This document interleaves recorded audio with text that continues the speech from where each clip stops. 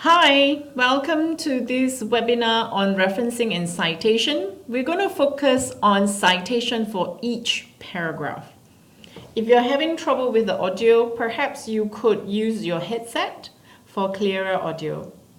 So a very popular question I get asked is this: can I use one citation for each paragraph? And what I think the student meant would be this, where they use one source and they write roughly 5 to 10 sentences, and in these 10 sentences they do not cite until the end of the paragraph. By looking at this person's face, you probably be able to know the answer. It means no. You cannot do this because you would have accidentally plagiarized some information that you've taken in some of the previous sentences in that paragraph. So I'm going to show you how to cite it better and correctly. Now, you may find it really annoying to write a citation at the end of every sentence, but it is necessary when you are using a source, and whether you are paraphrasing it or whether you're using it as a direct quote. A citation, one citation, only valid for one sentence that you have paraphrased or summarized or used as direct quote. So it looks like this. To some students, it says, well, it's so awkward to read if I have a paragraph full of this. Full of this. Is it even normal for even one source?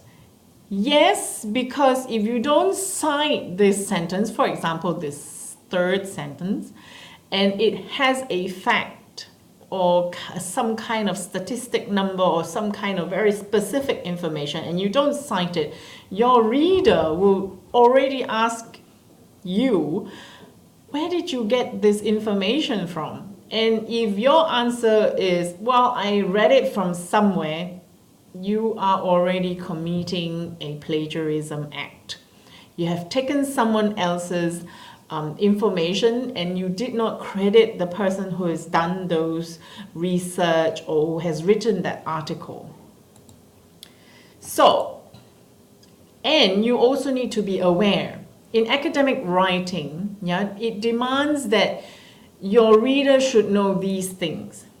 What exact information you got, who did you get it from, and when you start using it. The keyword is start using it. Okay, but you have to, the citation allows all these three things to happen at the same time. So I'm going to show you a good and a bad and the ugly, and which is the one that you can do and you won't get yourself in trouble.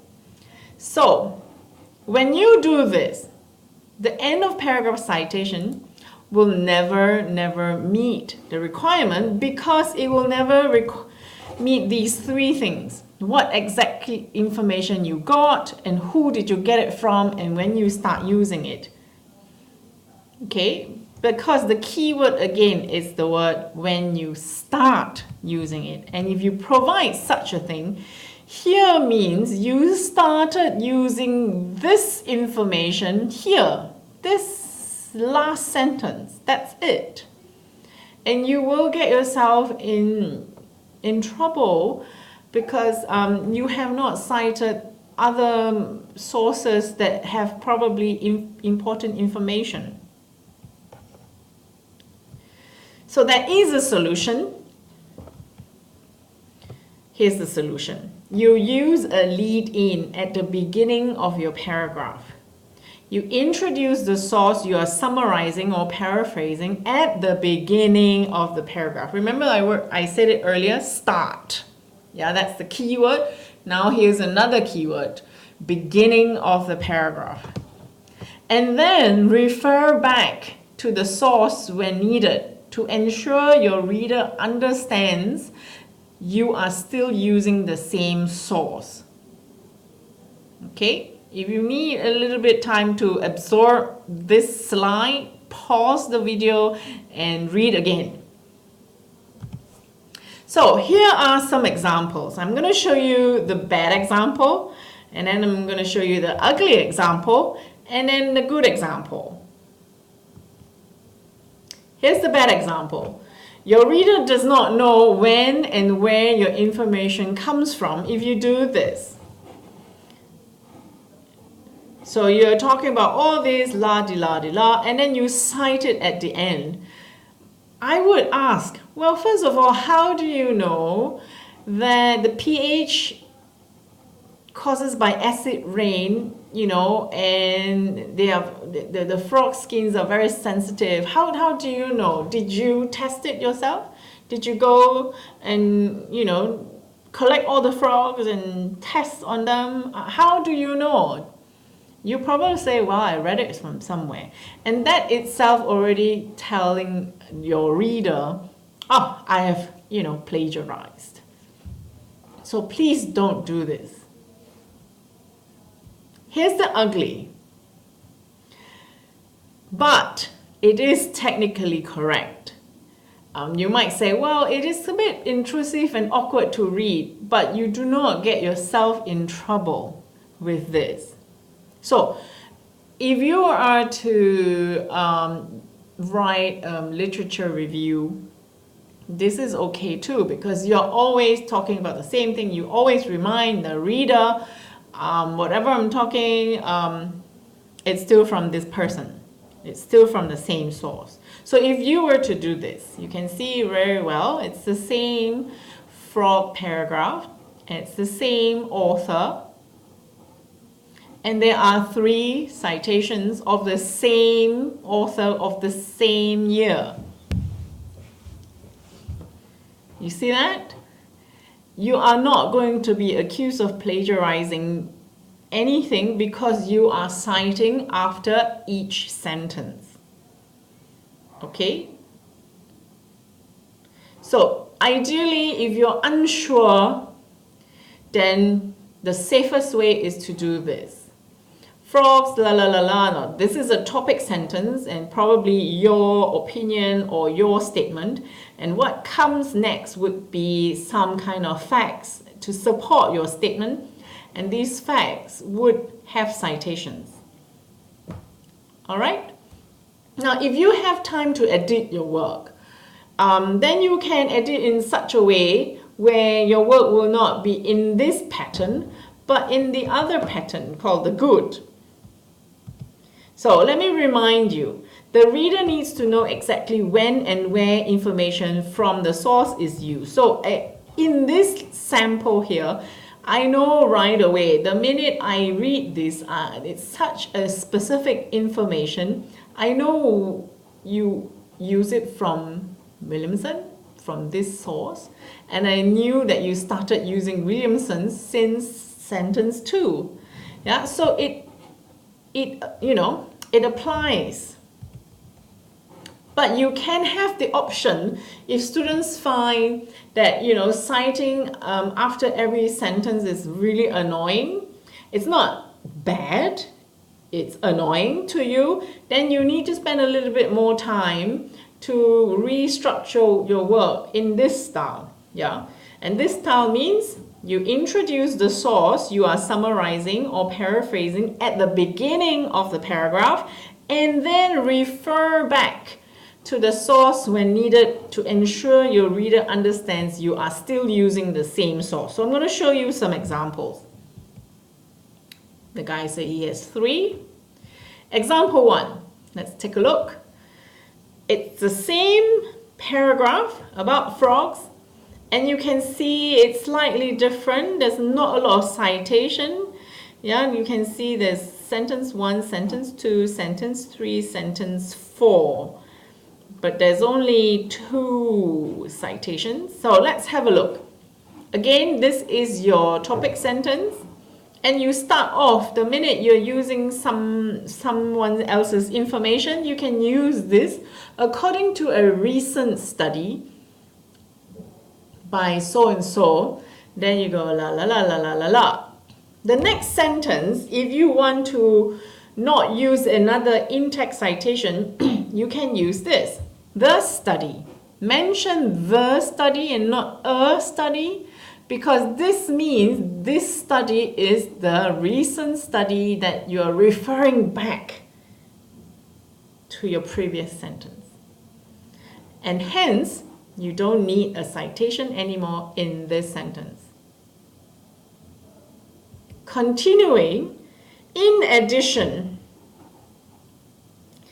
you can say in addition to this. Now the author has decided to cite, because even when it's in addition, you could also have used another source. All right, so then it's safer and clearer to cite this last sentence. Now, if you don't want to cite in this last sentence, there's a different way. So I'm going to show you now example 2. Now, if you need a little bit more time to study this paragraph, just pause the video and then you can study the paragraph again. Let's move on to example 2. It is still the same paragraph, and now you notice, oh, there's only one in-text citation. How is that possible that I will not get accused of plagiarism, you might ask. So let's have a look. That's the statement, topic, sentence, and I'll start with all my supporting information. So I start off with Williamson relates research conducted la-di-la-di-la. And in the next sentence, her research. So the her tells me Williamson is a female research writer, and the research is this research. So hence, this is referring back to your first citation. So I'm hoping you are seeing this, because then you notice why the last end of the citation, it does not cover your whole paragraph, because your reader will always refer back. That's the format that we're used to reading, you know. So continues, in addition. Now you see in the previous example, the author has cited here. But because now this second example, this new author has used she finishes by noting. So this she again refers back to her research, which refers back to her Williamson. Research relates research. You see that? Hence, you can have one citation in one paragraph as long as you are doing it correctly, as long as you're following this rule. Now, this way of citing needs time to edit. It doesn't come naturally if this is totally new for you. You need a little bit of practice, okay? But it's possible. And when I read this, it's so clearly, you know, it's so clearly written for your reader that this refers back and that refers back. So the key word is cite at the beginning and then refers back where possible. I have a third example. Now this is an APA referencing style sample, excuse me. And you can see now there's a quote. So again, it's the same paragraph. Now I'll start with Williamson recently conducted research, la-di-la-di-la. And then I mentioned Williamson again, but this time, because it's in the same paragraph, you don't need another 2010 in-text citation. Now, if you've placed one, that's fine too. But if you don't, it's understood because I'm going to refer back to that Williamson. Unless you know very well this Williamson is 2018 research, then you have to put a new year.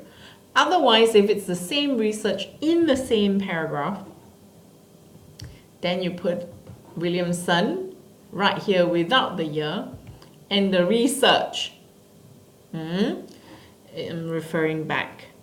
As I continue to write, one very telling quote from Williamson's research. Williamson refers back to Williamson's 2010.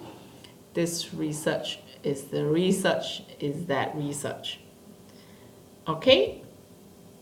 So I hope you can clearly see how you can refer back. But you do need to cite at the beginning. Now, it's very important because if you are doing literature review, this is a good style. Yeah, if you really don't like to cite every single sentence. Although citing every single sentence doesn't mean it's wrong. And because there is a quote, so you put a P, page number here, because it's still under Williamson 2010 in page 341. All right? So, hopefully that you are becoming a little bit more familiar. Practice this. Do not ever again cite at the end of a paragraph. You will have accidentally plagiarized your work. All right? So, thank you for watching. Have a nice day. Bye.